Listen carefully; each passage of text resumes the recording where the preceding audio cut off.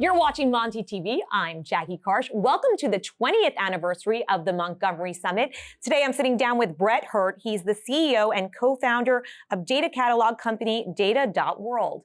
Brett, thank you so much for sitting down with me. Thanks for having me, Jackie. It's a pleasure to be here. Walk me through what data.world actually does. Yeah, so data.world is a data discovery platform as a data catalog. It's a library in all of your data assets, and we're actually becoming the most deployed data platform of all time at our customers, where the majority of their employees are using our platform to discover data with Google-like search features that we have. Our platform's powered by what's called a knowledge graph, which actually does power Google search results, and Facebook is powered by a knowledge graph as well for their social graph. So it's the most powerful database technology in history, but we tie all of a company's internal data together, whether that's in Snowflake or Databricks or Oracle, as well as Tableau, Microsoft Power BI, Looker. So we tend to be deployed really well because we have over 95 integrations into a company's most important parts of their data stack. And the goal here is to really transform the company to become much more data-driven and therefore really democratize access to data for people that need it, because we're talking about the facts of the business.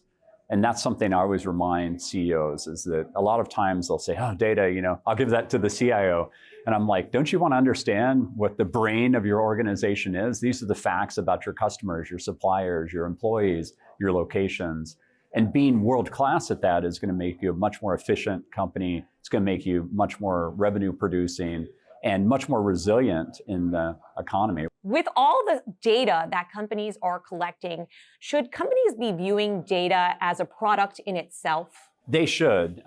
Data is an asset that has a lot of utility inside the company and outside the company. And one of the exciting things that's happening in our space is that more and more companies are opening up their data either for civic use, or they're opening it up in terms of a marketplace so that they can sell that data. One of our customers is Associated Press, and they sell a lot of data to global newsrooms about climate change and home ownership and a bunch of other trends to get more data-driven journalism out there. And that's been so successful for the Associated Press that the team that select us won the Chairman's Award, which is the most prestigious prize you can win at that company. You're a serial entrepreneur. This is your 6th company, correct?